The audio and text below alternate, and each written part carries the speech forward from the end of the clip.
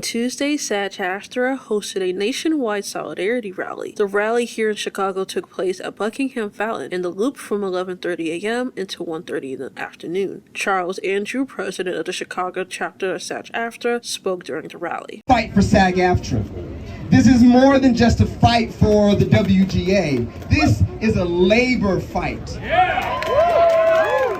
You know what? I'm going to strike that and reverse it. This is a labor movement. Matter of fact, let me strike that and add something else to it. This is a labor revolution. And those aren't just my words. Media is catching this and they're calling it a labor revolution. How powerful is that? How powerful is it that we get to, as a collective, come together and fight for ourselves, but also fight for the future of our union brothers and sisters, and also fight for labor. The actors have been on strike since July 14th, while the writers have been on strike since May 2nd.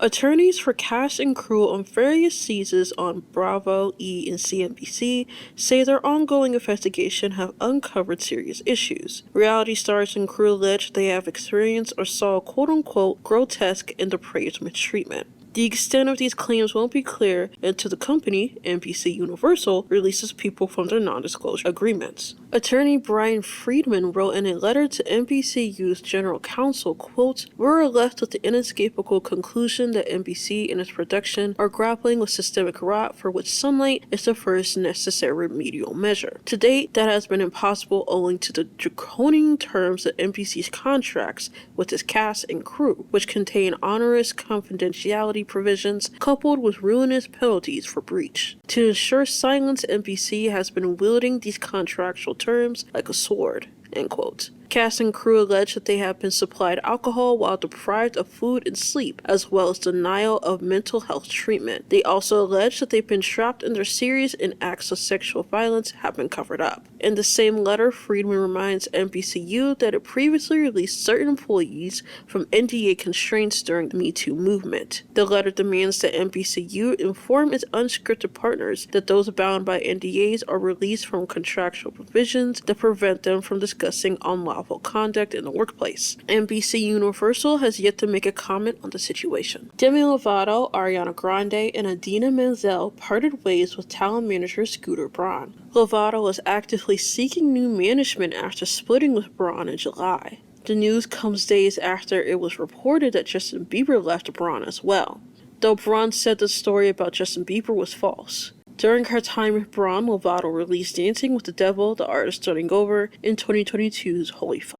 Both albums failed to launch a hit on the Billboard Hot 100 chart. On September 15th, she will release Revamped. The album will feature rock versions of 10 of her songs. Grande also parted ways with Braun after almost a decade of working together. The two worked together since the rollout of her album, Yours Truly. Menzel signed with Braun in 2019 and parted ways from Braun in January of this year. The situation as a whole has become messy as a source close to the situation told Page 6 that Braun's clients are still under contract. The source said, quote, "And negotiations have been going on for several months as Scooter steps into his larger role as Hybe America CEO." End quote. Grande's team has yet to confirm or deny the claims of a split from Braun. A source close to Braun said that people are spreading rumors and they are off.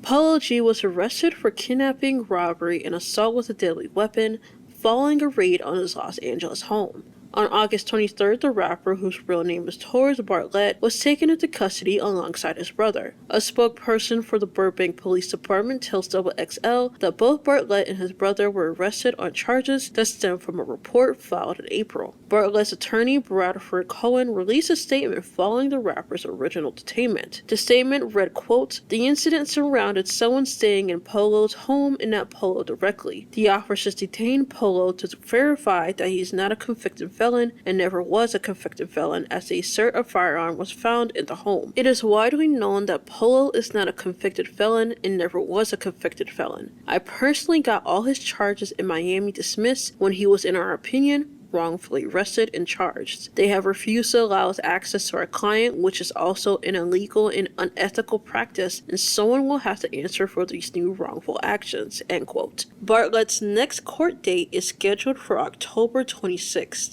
Nicki Minaj dealt with her own version of a raid when she fell victim to a swatting call prank. Swatting is when someone calls the police and makes false claims that result in authorities showing up to the target's house. On Wednesday, she updated fans on the saga via Twitter. The rapper confirms that charges have been filed against the woman who made the calls. Minaj tweeted, quote, "Stephanie Bell, a warrant is in the system. Great detective work, so grateful." The DA filed one count for the swatting call and one for the false report to DCFS, end quote. This isn't the first time Minaj fell victim to a swatting call. In June, police showed up to the rapper's home after getting a false call, claiming that a child was abused at the residence. Last month, a similar incident happened when someone called police and falsely claimed that someone was shot at Minaj's home.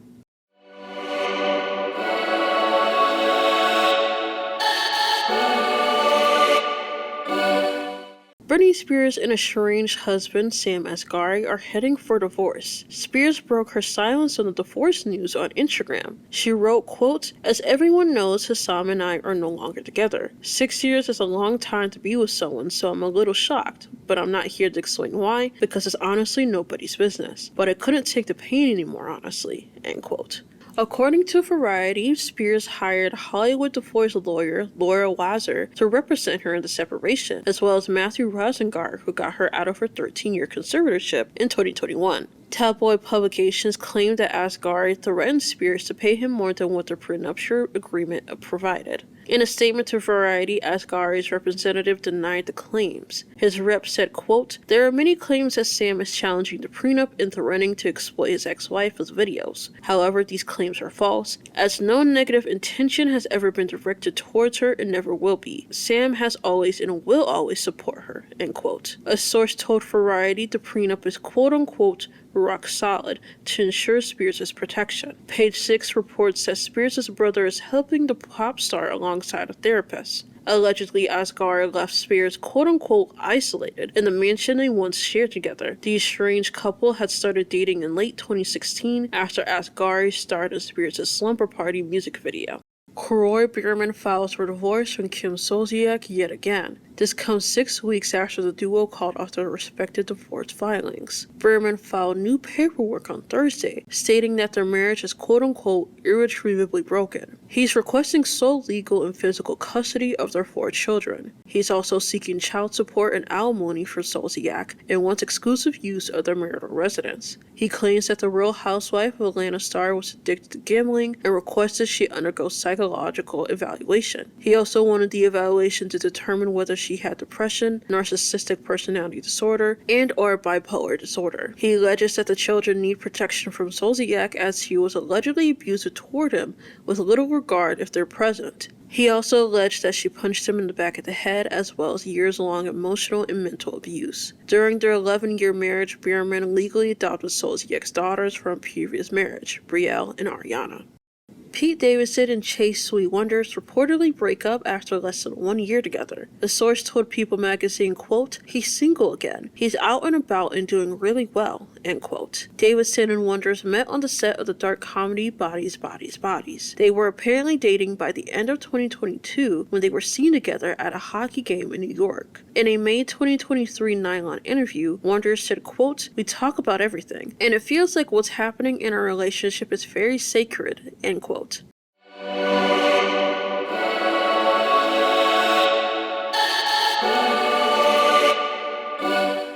Hayley Atwell, David Harewood, and Ben Whishaw are among more than 100 UK actors backing a proposal for a quote-unquote green rider. They put their names to a statement from Performing Arts and Entertainment Union British Equity that outlines terms actors can request to make productions less harmful. The Green Rider is a series of proposals that British Equity claims will quote-unquote empower artists. According to Deadline, it will allow the actors to add clauses to their contract that works toward an environmental culture shift. The statement that actors signed outlines the terms of the Green Rider, which will, quote, improve sustainability in the UK's TV and film industry, end quote.